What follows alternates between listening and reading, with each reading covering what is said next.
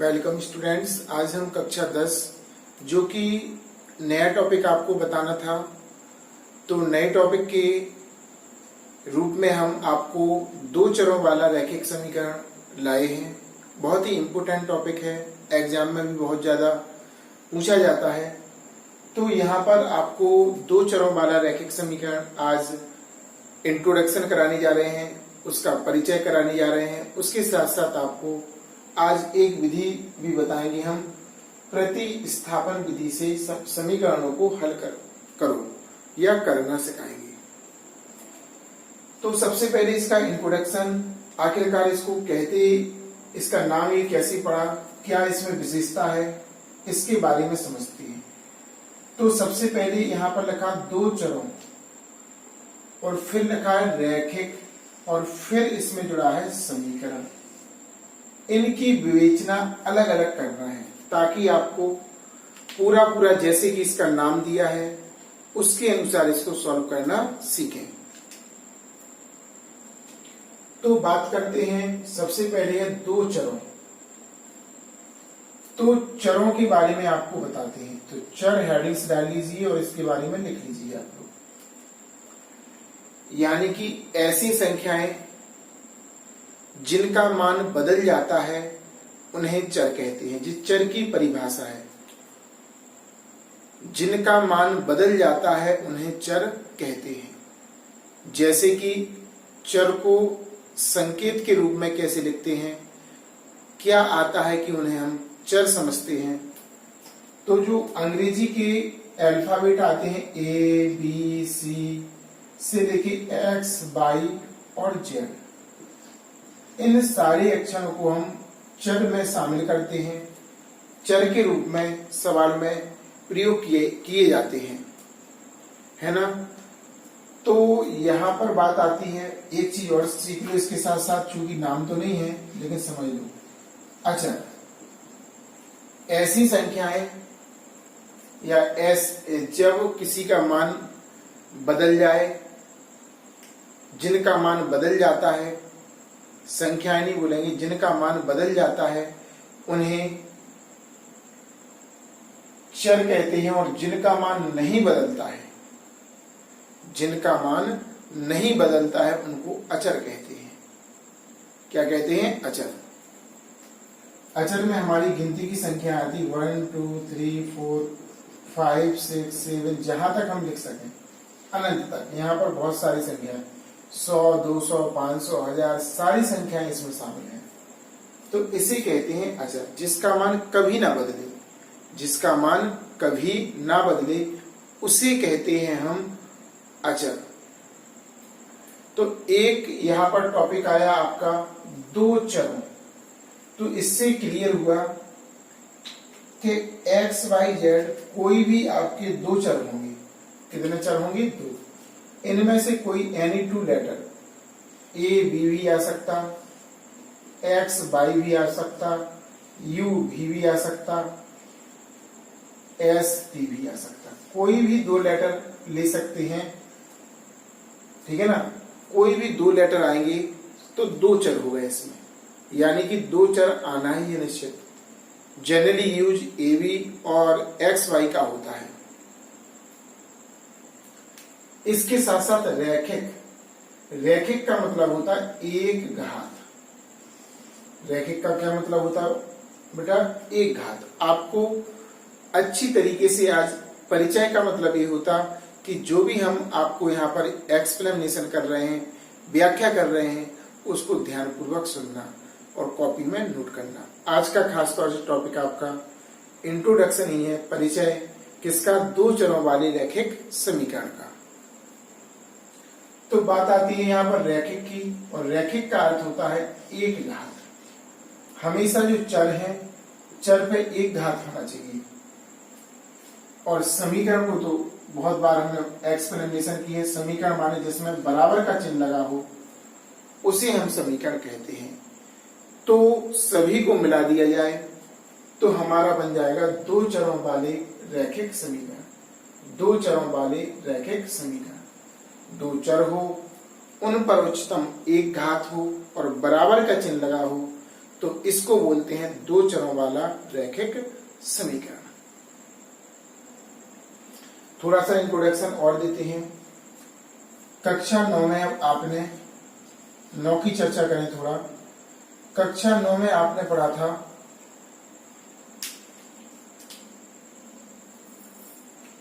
एक चर वाली रैखिक समीकरण।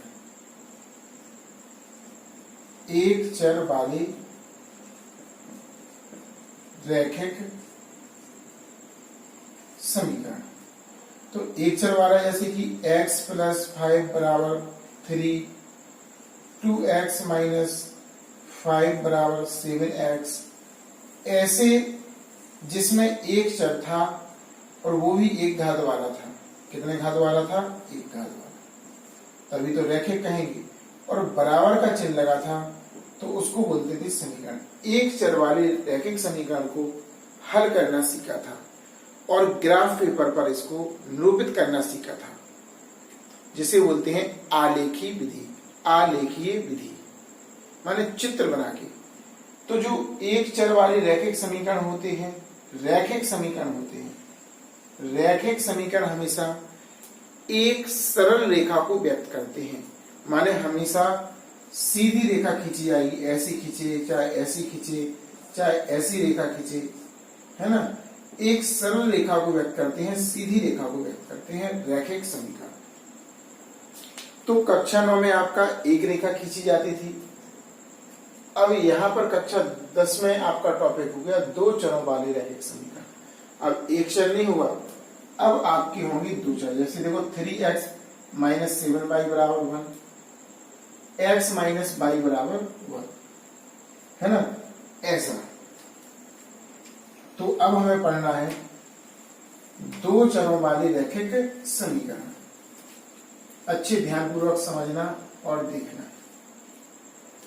तो यहां पर बात आती है, जैसे हमने लिख दिया ax + by = 0, बराबर कोई सी संख्या c लिख दी, a1 b1 c1, और a2x + b2y + c2 या बराबर c2, दो समीकरण लिख दिए।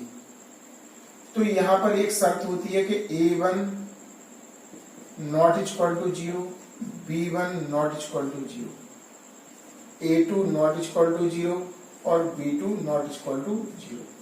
अर्थात हम कह सकते हैं a1/a2 ≠ b1/b2। ठीक है ना। सी से ध्यान रखना है। इसका अर्थ क्या बता रहे हैं हम? अर्थ ये बता रहे हैं कि a1 का मान कभी 0 नहीं होगा, b1 का मान कभी 0 नहीं होगा। यानी x के गुणांक को a कहते हैं, y के गुणांक को b कहते हैं, अचर राशि, इनके गुणांक कभी 0 नहीं होना चाहिए। ठीक है ना। क्या नहीं होना चाहिए? 0 नहीं होना चाहिए इनके गुणांक। तो यहां तक क्लियर हुआ। अब जे a b c क्या है? a b c है अचर राशि। गिनती की कोई सी भी संख्याएं इनके साथ लिखी जा सकती हैं, है ना। तो बात करते हैं, यहां पर दो सरल रेखाएं खींची जाएंगी। जैसे आपको ग्राफ पेपर पर कोई सी भी दो रेखाएं ऐसी खींच जाए, एक ऐसी खींच जाए, तो दो सरल रेखाएं व्यक्त होंगी। प्रतिच्छेद भी कर सकती हैं, समांतर भी जा सकती हैं, या संपाती भी हो सकती हैं। एक रेखा खींची और इसी के ऊपर दूसरी रेखा खींच ली तो संपाती भी हो सकती है। तीन कंडीशन इनकी होती है। तो ये तो हो गया आपका इंट्रोडक्शन। आपका पहले आपको बहुपद प्राप्त करना है, एक रेखीय बहुपद, दो चरों वाला x + y, इस तरह से उसमें बराबर का चिन्ह लगा देंगे तो वो बन जाएगा आपका समीकरण, दो चरों वाला रैखिक समीकरण। क्लियर हुआ होगा। इसके बाद अब बात करते हैं कि जो समीकरण होते हैं उन्हें हल कौन कौन सी विधियों से हम करते हैं, इसका इंट्रोडक्शन बताते हैं। तो जो समीकरण आपके होते हैं, जो आपके रैखिक समीकरण होते हैं दो चरों वाले,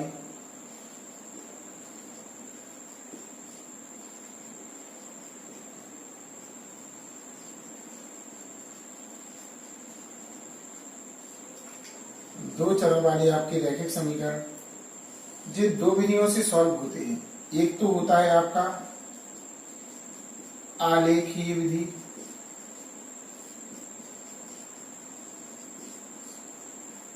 और दूसरा होता बीजगणितीय विधि।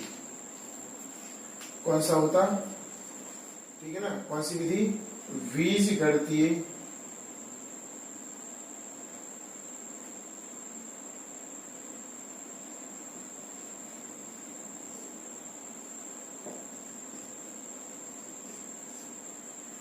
तो जो आलेख होता है, आलेखीय विधि माने चित्र, ग्राफ पेपर में, और बीजगणितीय विधि होती है, यानी बीजगणित, यानी कि आप समझ चुके होंगे बीजगणित शब्द जब जब आता है जब एक्स वाई जेड का नाम आता है, चर और अचर के नाम आते हैं। तो ऐसी स्थिति में आपकी तीन विधियां हैं। पहली आपकी है प्रतिस्थापन। कौन सी विधि है? प्रतिस्थापन। दूसरी विधि का नाम आपका है विलोपन, और तीसरी और आखिरी विधि है आपकी वज्र गुणन विधि। ठीक है ना, वज्र गुणन विधि, जिसे बोलते हैं क्रॉस मेथड। ठीक है ना, क्रॉस मेथड बोलते हैं, वज्र गुणन विधि। तीन विधियों से आपको यहां पर सीखना है, और एक विधि जो है केवल आलेखीय विधि है, ग्राफ पेपर पर रेखाओं को बताना है और वहां से हल करके आपको सीखना है। तो क्लियर हुआ होगा इस पूरे आपके लिए आपको टॉपिक में ग्राफीय विधि चलना है, और बीजगणित में तीन विधियां होती हैं, प्रतिस्थापन विधि, विलोपन विधि और आपकी वज्र गुणन विधि। इसके साथ साथ आपको इसमें पढ़ना है संगत और असंगत। संगत समीकरण कौन कौन से हैं, कैसे कहलाते हैं, पहचानना, उनकी सहायता से किसी अज्ञात राशि का मान निकालना। वो तो आगे है, टॉपिक आगे बताया जाएगा। आज तो केवल इसका इंट्रोडक्शन देने का प्रयास कर रहे हैं। अब आपको सीखना है आज प्रतिस्थापन विधि के बारे में, तो उसके बारे में आज चर्चा करते हैं और आपको सिखाने का प्रयास करते हैं। जैसे कि बगल में लिखा है क्वेश्चन, दो समीकरण दिए हैं और इसको हल करना है। हल माने होता है x और y के मान। किसके मान? x और y के मान। तो जो समीकरण सरल होता है उसकी सहायता से y का मान या x का मान निकाल लेते हैं, जो हमें आसान लगता है। यहां से तो दोनों का निकल सकता है, x से भी हो सकता है, y से। पहले ये देखते हैं गुणांक एक एक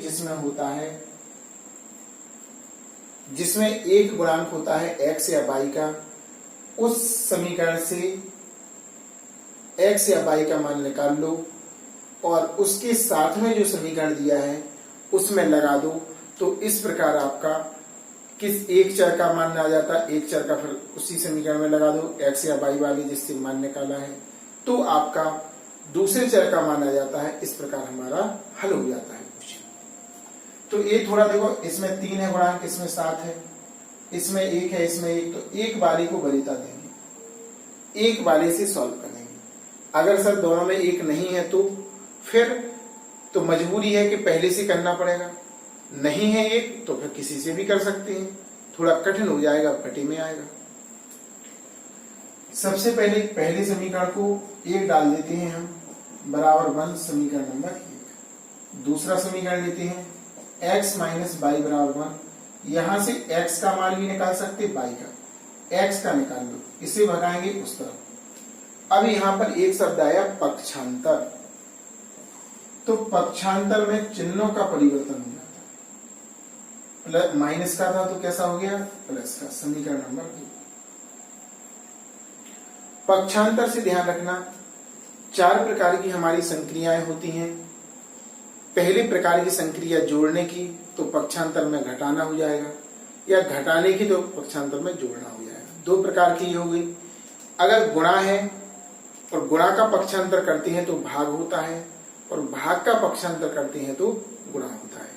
ठीक है ना, ये ध्यान रखना आप लोग। बस ये चार संक्रियाएं होती हैं, पक्षांतर में किस तरह से एक्टिविटी करती हैं, इनके बारे में ध्यान से आपको सीखना है। अब x का मान समीकरण नंबर 1 में,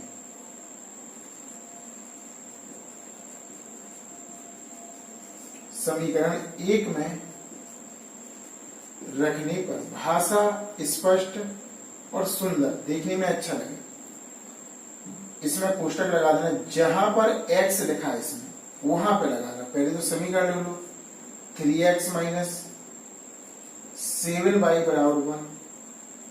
x का यहां पर मान लगाएंगे तो आपका आएगा 3 1 प्लस y माइनस 7y पहले से बराबर 1। देखो x की जगह पर मान लगा दिए, 3 का अंदर गुणा करो, 3 प्लस 3y माइनस 7y बराबर 1। अब यहां पर देखो माइनस का है, ये प्लस का है, माइनस का बड़ा है तो माइनस का आपका आ जाएगा 4y, और आगे क्या लिखा, 3 तो लिखा ही है बराबर 1। 3 को हम उस तरफ भगा देंगे, माइनस 4y बराबर 1।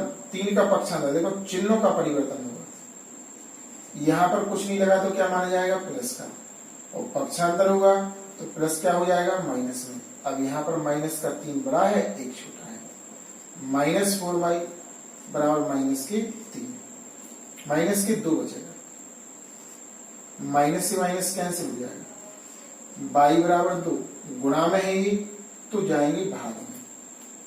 4 गुणा में थे और गुणा वाला जाता है भाग में।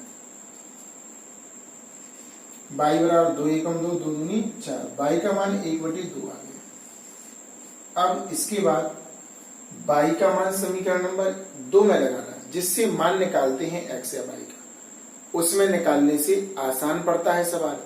रख तो हम इसमें भी सकते, आंसर वही आएगा, कोई परिवर्तन नहीं होगा, लेकिन जिससे हम मान निकालते हैं उसमें रखते हैं तो ज्यादा सही रहता है, जल्दी आ जाता है।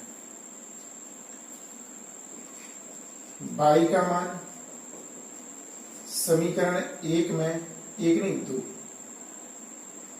2 में रखने पर 2 आपका है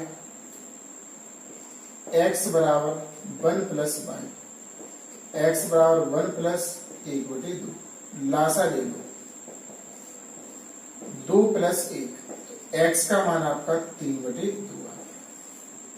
बॉक्स में बंद कर देंगे। अब लिखेंगे अतः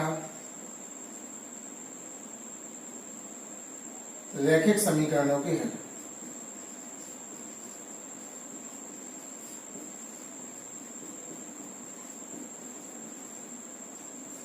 पहले x को लिखा जाता है छोटे वाले कोष्टक में, फिर y को लिखा जाएगा। पहले x आएगा और फिर कौन आएगा, y आएगा। इस तरह से आपका आंसर आ गया। नोट कीजिए इसे, एक बार पुनः देखिए।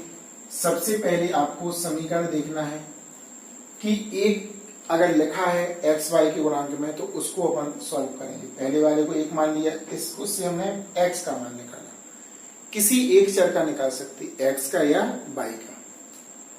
मान निकाला, समीकरण 1 में रखा, जहां पर x लिखा था, बाहर दोनों संख्या देखो, इसका दोनों इसमें भी गुणा होगा और इसमें भी। कई बच्चे क्या करते हैं, इसमें कर देते, इसमें नहीं करते, गलत हो जाता।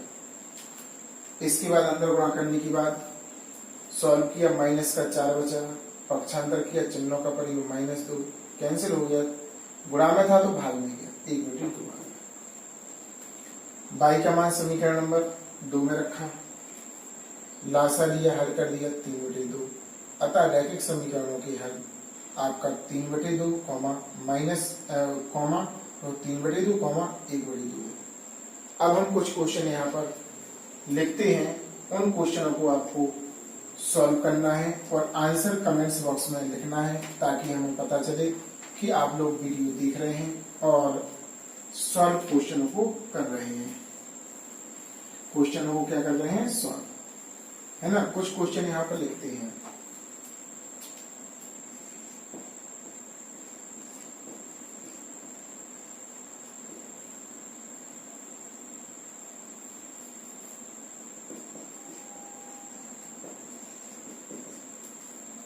जरा ध्यान से देखना और आप लोग समझना।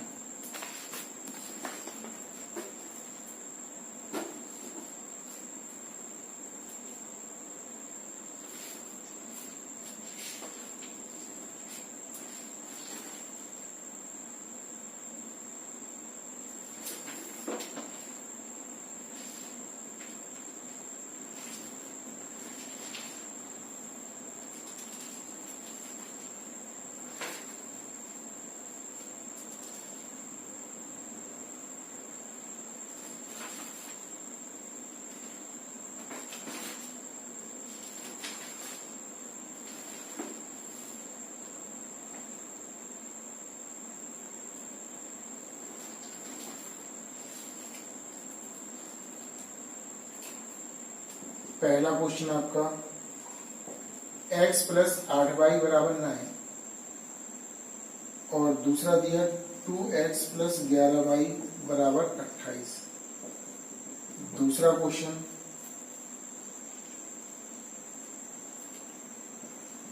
3x माइनस 7y बराबर 1 और दिया है x माइनस y बराबर -1। तीसरा क्वेश्चन आपका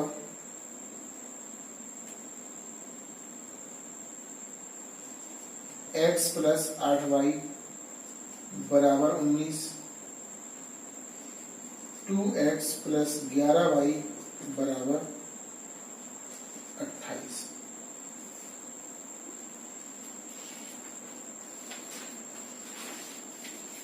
और लिखिए चौथा क्वेश्चन आपका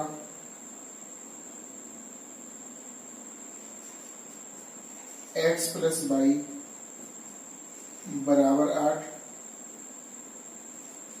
2x प्लस 3y बराबर 1। ऐसे दिए क्वेश्चन। एक बार थोड़ा समझ लीजिए। इसमें x का गुणांक 1 है, यानी पहले समीकरण से हम x का मान निकालेंगे। x का मान आएगा 9 माइनस 8y, इसमें रख देंगे 2 में। इसको हल करके 1 और इसको 2। इसमें इसको 1 मान लेंगे, यहां से निकालेंगे x का मान -1 प्लस y हो जाएगा।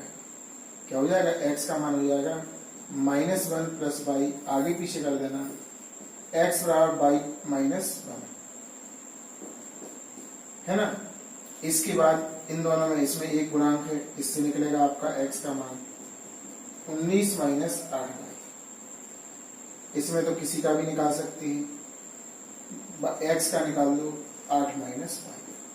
ये समीकरण आपका पहला, इसमें ये वाला पहला, इसमें ये दूसरा बनेगा, पहला ये बन गया था। इसमें भी इसकी सहायता से x का मान आएगा 9 माइनस 8y, समीकरण 1, इसे 2 मानेंगे। इस तरह इनको हल करेंगे और आंसर आपको कमेंट्स बॉक्स में देना है। अगर वीडियो आपको समझ में आई हो तो लाइक जरूर करें, और जो नए बच्चे हमसे जुड़ रहे हैं वो चैनल को सब्सक्राइब जरूर कर लें, क्योंकि नई वीडियो उनको आसानी पूर्वक उपलब्ध हो सके चैनल पर, और वो उनका लाभ उठा सकें और सीख सकें उससे। तो वीडियो को कंप्लीट कीजिए। इसके बाद न्यू वीडियो इसी की आएगी, उसमें फिर आपको नए सवालों के साथ हम आपको समझाने का प्रयास करेंगे। तब तक इस वीडियो को कंप्लीट कीजिए।